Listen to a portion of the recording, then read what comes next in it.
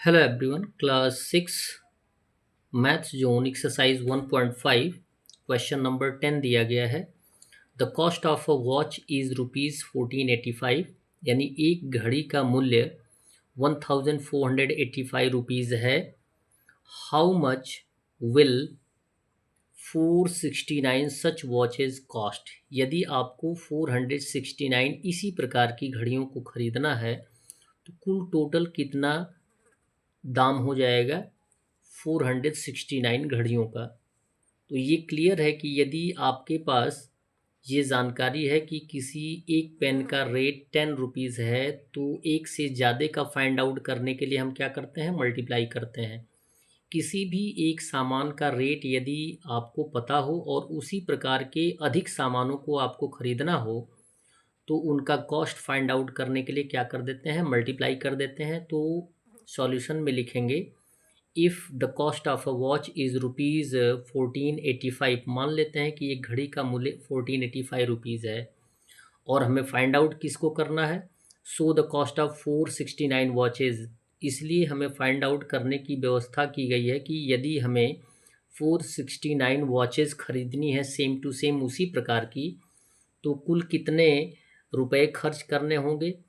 तो जाहिर सी बात है हमें ज़्यादा खर्च करने होंगे। जब ज़्यादा खर्च करने होंगे तो आप क्या करेंगे, मल्टीप्लाई कर देंगे। तो लिखेंगे रुपीज़ 1485 इंटू 469, मल्टीप्लाई कर देंगे तो आंसर आ जाएगा 69 सॉरी 6,96,465 रुपीज़।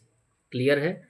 यदि एक घड़ी का दाम 1485 रुपीज़ है तो 469 घड़ियों का रेट कितना हो जाएगा, 6,96,465 रुपीज़ हो जाएगा।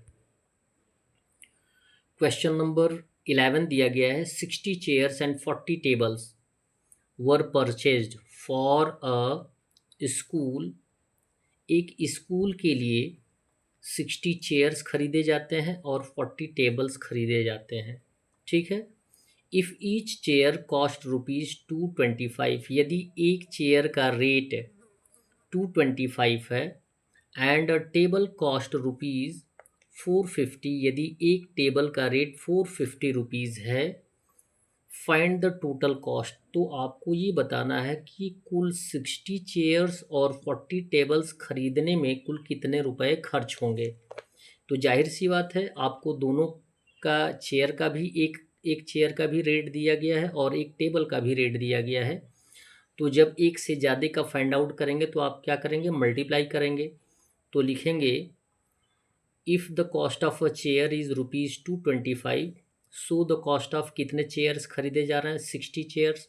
तो ज़्यादा होगा, मल्टीप्लाई कर देंगे, रुपीज़ 225 इंटू 60 मल्टीप्लाई कर देंगे तो 60 चेयर्स का रेट हो जाएगा 13,500 रुपीज़। क्लियर है। अब ये बोला जा रहा है कि टेबल भी है हमारे पास। If the cost of a table is rupees 450, यदि एक टेबल का रेट 450 है तो 40 टेबल्स का रेट फाइंड आउट करना है तो ज़्यादा होगा, मल्टीप्लाई कर देंगे। The cost of 40 tables equal हो जाएगा 450 इंटू 40, मल्टीप्लाई कर देंगे तो आंसर आ जाएगा 18,000 रुपीज़। इट मीन्स 60 चेयर्स का रेट 13,500 हो गया और 40 टेबल्स का रेट हो गया आपका 18,000। अब पूछा क्या जा रहा है, टोटल टोटल कॉस्ट पूछा जाएगा। तो टोटल नंबर ऑफ या total cost of chairs plus हो जाएगा टोटल कॉस्ट ऑफ टेबल्स। तो लिखेंगे टोटल कॉस्ट इक्वल हो जाएगा जितने चेयर्स हैं उनकी कॉस्ट दी गई है प्लस जितने टेबल्स हैं उनकी कॉस्ट दी गई है, ऐड कर देंगे तो आंसर आ जाएगा 31,500 रुपीज़। क्वेश्चन नंबर 12 दिया गया है for making 8 trousers of a same size. हमें 8 ट्राउजर्स बनाने हैं, ठीक है, एक ही साइज के। 14 metre 80 centimetre of cloth is needed. बोला ये जा रहा है कि for making 8 trousers of the same size 14 metre 80 centimetre of cloth is needed, how much cloth will be required for each such trouser. यदि हमें एक ही साइज़ के 8 ट्राउजर्स बनाने के लिए कितने कपड़े की आवश्यकता होती है? 14 मीटर एंड 80 सेंटीमीटर कपड़े की आवश्यकता होती है। तो अब पूछा ये जा रहा है कि इसी सेम साइज़ का यदि एक ट्राउज़र बनाना होगा तो उसके लिए कितने कपड़े की आवश्यकता होगी? 8 ट्राउज़र्स के लिए आपको total length of the cloth दिया गया है, और जबकि 1 का फाइंड आउट करना है, इट मीन्स 1 कम हो गया आपके 8 ट्राउज़र्स से। तो जब भी कम का फाइंड आउट करना होता है तो हम क्या करते हैं? डिवाइड करते हैं, यानी 8 से टोटल लेंथ ऑफ क्लॉथ में डिवाइड कर देंगे। तो 1 ट्राउज़र का लेंथ ऑफ क्लॉथ आ जाएगा। लिखेंगे if 14 metre 80 centimetre of cloth needed for 8 trousers. मान लेते हैं कि 8 ट्राउज़र्स के लिए 14 मीटर एंड 80 सेंटीमीटर कपड़े की आवश्यकता है, और हमें किसकी फाइंड आउट करनी है? 1 की, यानी 1 की कम होगी।